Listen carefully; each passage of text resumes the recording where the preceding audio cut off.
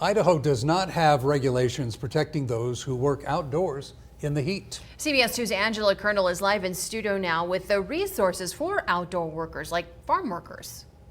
The Idaho Immigrant Resource Alliance, based in Canyon County, collects donations for its heat and smoke relief fund. Throughout this summer, they've been delivering things like water, ice, coolers, and sunscreen to help farm workers get through this extreme heat.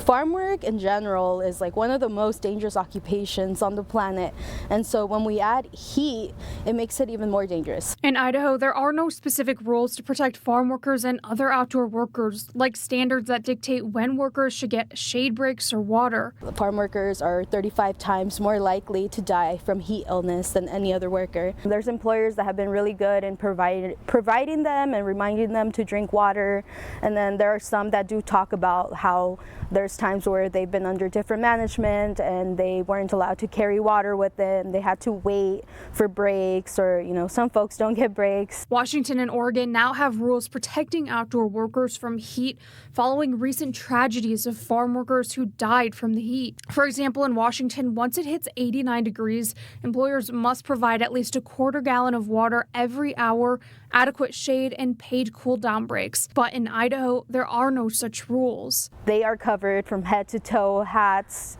bandanas, sweaters, long sleeve shirts, pants, gloves. And so those things, they're moving their body, that already raises their internal temperature. And so when we hit above 80 degrees, that's putting their life at risk. Farmers may schedule work in the early hours of the morning to beat the heat and follow best practices outlined by OSHA. OSHA's recommendations related to the heat detail what employers should do once temperatures reach 91 degrees or higher, and has a general requirement to keep workers safe from hazards on the job. A lot of folks suffer from asthma because they've been exposed to pesticides their whole life or other things, and so all these things add up and it makes it harder for them and riskier for them to be working in these environments. OSHA is working in a years-long effort to come up with national standards, but until that happens, it's up to Idaho employers and workers to take care of each other. That's also where Samantha Guerrero's organization comes in. For the last 3 years, her organization has been working to provide things like cool water, sunscreen, and education to workers in Idaho. We are definitely worried for folks out there and hoping that, for the ones that we've been able to reach, we're happy we're able to reach them, but there's so many more.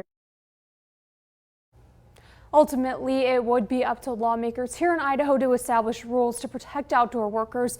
The Idaho Immigrant Resource Alliance will be collecting donations for its heat-related outreach efforts through the end of this month. In studio, Angela Colonel, CBS 2 News.